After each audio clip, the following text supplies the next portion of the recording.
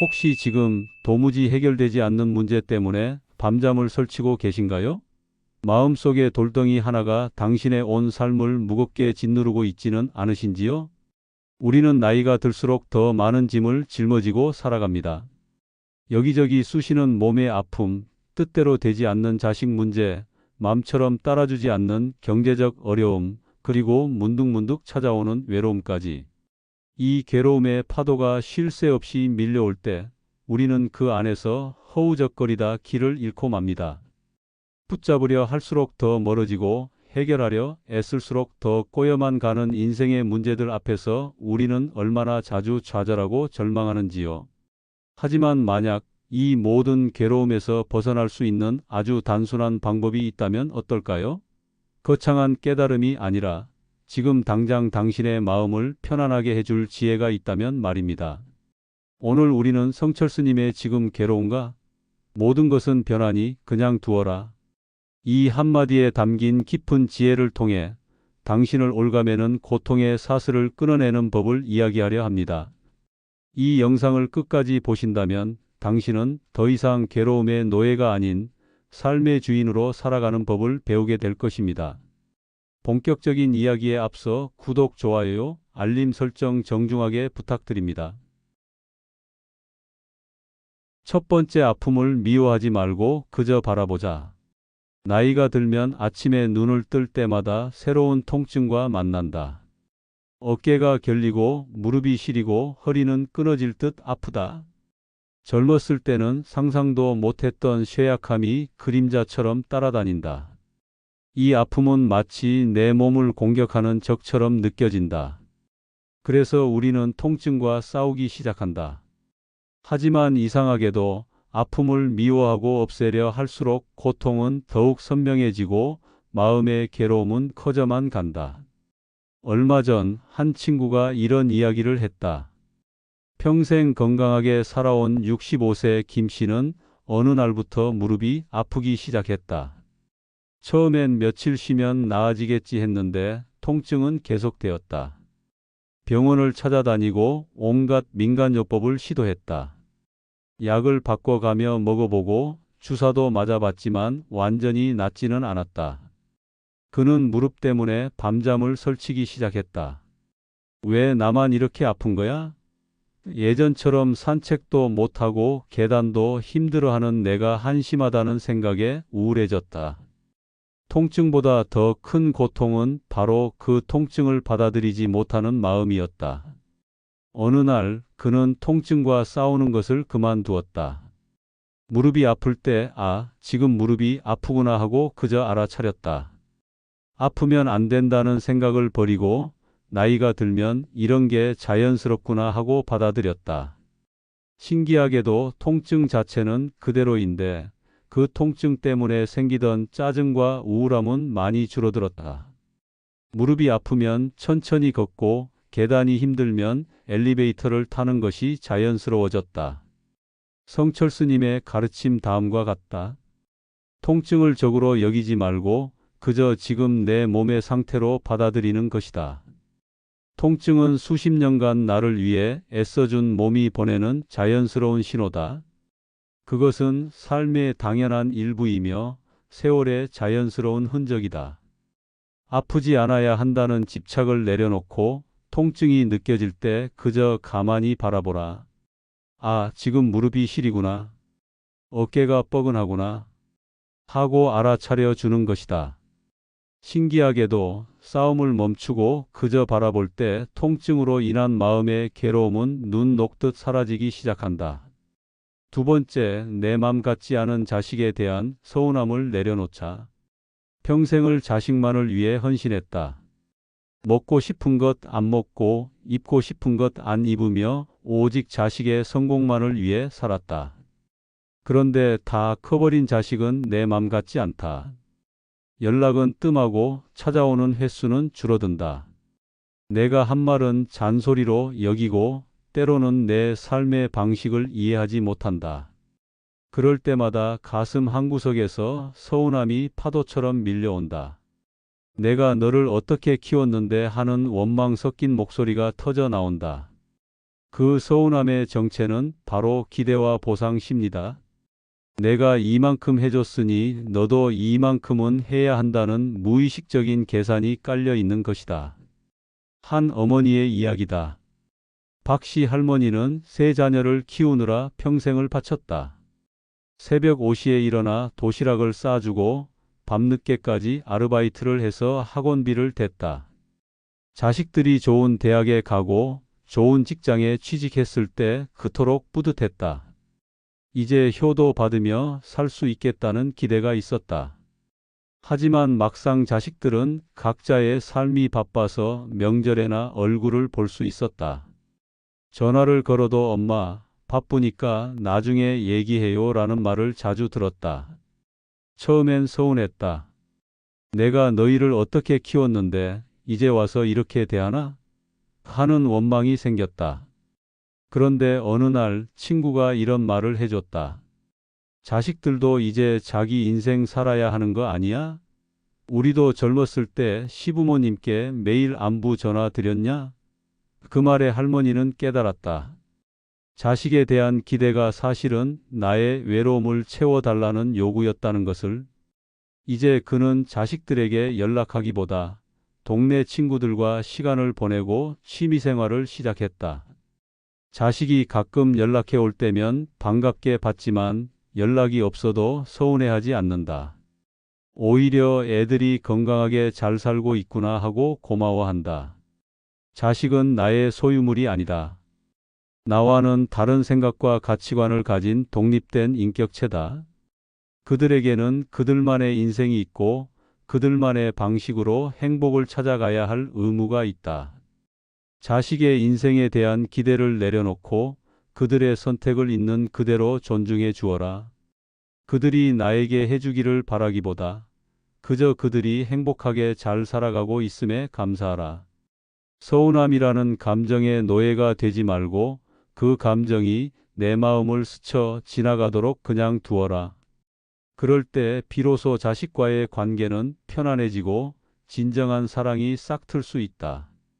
세 번째, 돈에 대한 집착을 놓아주기. 은퇴 후 고정적인 수입이 끊기고 나면 통장 잔고는 마르지 않는 걱정의 셈이 된다. 물가는 계속 오르는데 모아둔 돈은 조금씩 줄어드는 것이 눈에 보인다. 갑자기 아프기라도 하면 어쩌나, 자식에게 손 벌리는 신세가 되면 어쩌나 하는 불안감에 밤잠을 설치기 일수다. 돈이 없으면 불행해질 것이라는 두려움이 마음을 온통 지배한다. 하지만 한번 생각해 보라. 돈이 과연 행복의 전부인가? 물론 돈은 살아가는데 꼭 필요한 것이지만 그것이 내 마음의 평화까지 보장해 주지는 않는다. 60대 중반의 최 씨는 은퇴 후 매일 통장을 확인하는 것이 습관이 되었다. 병원비, 생활비, 관리비를 내고 나면 잔고가 조금씩 줄어드는 것을 보며 가슴이 답답했다. 마트에 가서도 가격표를 몇 번씩 확인하고 평소 좋아하던 커피 한 잔도 아껴가며 마셨다. 친구들이 외식하자고 해도 돈 아껴야 해서라며 자주 거절했다. 돈에 대한 걱정 때문에 하루하루가 우울했다. 그런데 어느 날 오래된 친구가 찾아왔다. 그 친구는 최 씨보다 형편이 더 어려웠지만 얼굴이 환했다. 요즘 도서관에서 책도 읽고 공원에서 운동도 하고 동네 봉사활동도 해. 돈은 별로 없지만 마음만은 부자야. 그 말을 듣고 최 씨는 깨달았다. 돈에만 매달려 정작 소중한 것들을 놓치고 있었다는 것을. 이제 그는 돈을 아껴 쓰되 돈 때문에 인생을 포기하지는 않는다. 친구와의 만남도 즐기고 작은 기쁨들도 놓치지 않으려 한다. 돈에 대한 불안감은 사실 돈이 더 많아야 한다는 집착에서 비롯된다. 그 집착을 내려놓고 지금 내가 가진 것에 만족하는 연습을 시작해 보라. 비싼 음식이 아니어도 정성껏 차린 식사에 감사하고 화려한 옷이 아니어도 깨끗한 옷을 입을 수 있음에 만족하라. 돈이 들지 않는 소박한 즐거움들을 찾아보라. 공원을 산책하고 좋은 글을 읽고 친구와 따뜻한 차 한 잔을 나누는 시간 속에서 마음의 풍요를 느낄 수 있다. 불안한 마음을 붙잡고 전전긍긍하기보다 그 불안감이 일어나고 사라짐을 그저 지켜보라. 돈의 노예가 아닌 돈의 주인이 되는 길이 거기에 있다. 네 번째, 고독을 두려워 말고 즐기기.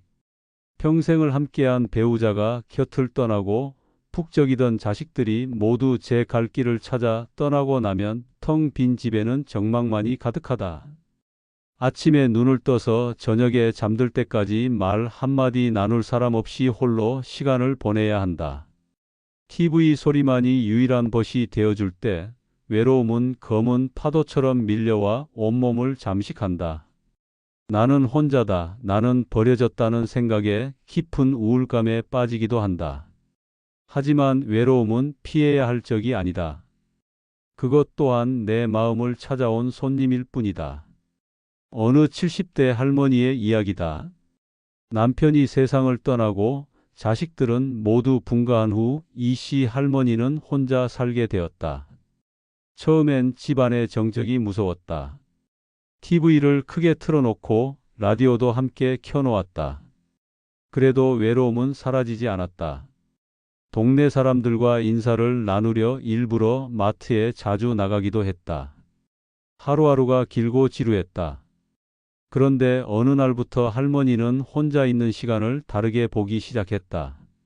오랫동안 미뤄뒀던 일기를 써보기 시작했고 젊었을 때 좋아했던 뜨개질도 다시 시작했다. 창가에서 꽃을 키우며 매일 조금씩 자라는 모습을 보는 재미도 생겼다.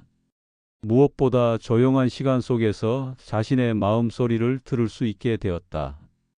평생 바쁘게 살면서 놓쳤던 작은 행복들을 하나씩 찾아가는 즐거움이 생겼다. 이제 혼자 있는 시간이 외롭기보다는 평화롭다. 외롭다는 감정을 억지로 밀어내려 하지 말고 그 감정이 내 안에 머무는 것을 허락해 보라. 법정 스님의 말씀처럼 고독과 고립은 다르다. 고독은 세상과의 단절이 아니라 자기 자신과 깊이 만나는 시간이다. 시끄러운 세상 속에서 미처 돌보지 못했던 내 마음의 소리에 귀 기울여 보라. 평생을 남편으로, 아내로, 부모로 살아오느라 잊고 지냈던 진정한 나를 발견하는 시간을 가져보라. 혼자 있는 시간을 두려워 말고 온전히 즐길 수 있을 때 우리는 누구와 함께 있어도 평화로운 사람이 될 수 있다. 다섯 번째, 과거는 흘려보내고 현재에 머물자. 살아온 날들을 돌아보면 후회되는 일들이 참 많다. 그때 그 사람에게 좀 더 따뜻하게 말해줄 걸, 그때 그 기회를 잡았어야 했는데, 좀 더 자식들과 시간을 보낼 걸 하는 생각들이 꼬리에 꼬리를 물고 이어진다. 과거의 선택에 대한 미련과 자책은 현재의 나를 끊임없이 괴롭힌다. 우리는 종종 후회라는 감옥에 갇혀 소중한 지금 이 순간을 무의미하게 흘려보낸다. 성철 스님은 과거에 집착하지 말라고 하셨다. 과거는 이미 지나가 버린 꿈과 같아서 실체가 없다. 아무리 그리워하고 후회한들 되돌릴 수 있는 것은 아무것도 없다. 한 아버지의 이야기다. 젊은 시절 사업에만 몰두했던 김 씨는 은퇴 후 문득 후회가 밀려왔다. 아이들이 어렸을 때 함께 놀아주지 못한 것, 아내가 힘들어할 때 곁에 있어주지 못한 것, 부모님이 돌아가시기 전에 더 효도하지 못한 것, 특히 첫째 아들이 중학교 때 학교 발표회에 오라고 했는데 중요한 회의 때문에 가지 못했던 일이 자꾸 떠올랐다. 그날 아이의 실망한 표정이 잊혀지지 않았다. 그때 회의를 미루고 갔어야 했는데 하며 자책했다. 지금 와서 아들에게 사과했지만 아들은 아빠, 그런 건 다 지나간 일이에요.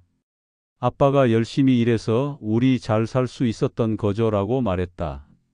정작 아들은 기억도 안 나는 일을 아버지 혼자 평생 짊어지고 있었던 것이다. 이제 그는 과거를 놓아주고 지금 할 수 있는 일에 집중한다. 손주들과 시간을 보내고 아내와 함께 여행도 다니며 현재를 충실히 산다. 중요한 것은 지금 여기에 존재하는 것이다. 후회스러운 생각이 떠오르거든. 아, 내가 또 과거를 생각하고 있구나 하고 알아차리고 그 생각을 하늘의 구름처럼 흘려보내라.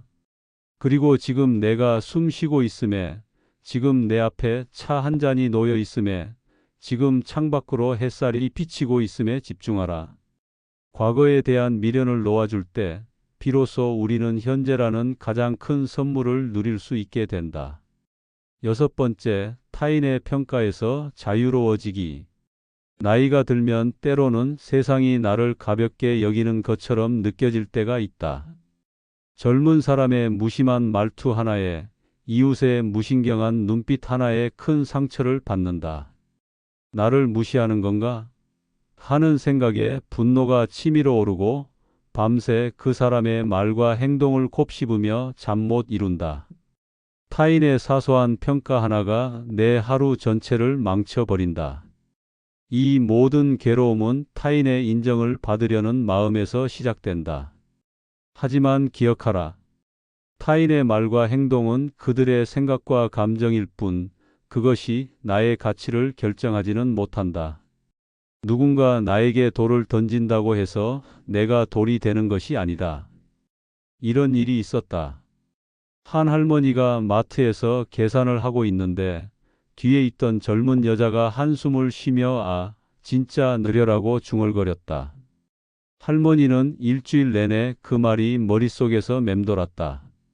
나이 들었다고 무시하는 건가? 젊은 것이 버릇없이. 화가 나서 잠도 제대로 못 잤다. 그런데 며칠 후 그 젊은 여자를 다시 만났는데 알고 보니 그날 급한 일이 있어서 서두르고 있었다고 했다. 할머니를 의식하고 한 말이 아니라 그냥 혼잣말이었던 것이다. 오히려 그 여자는 할머니, 그날 제가 급해서 실례했어요 라며 먼저 사과했다. 할머니는 그제야 깨달았다. 내가 너무 예민하게 받아들였구나. 다른 사람의 말과 행동을 모두 나에 대한 평가로 생각할 필요는 없구나. 분노의 감정이 일어날 때 그 감정에 휩쓸려 똑같이 돌을 던지지 마라. 대신 아, 내 마음에서 분노가 일어나는구나 하고 한 걸음 물러서서 지켜보라. 모든 감정은 영원하지 않다. 분노 또한 잠시 머물다 가는 소나기일 뿐이다.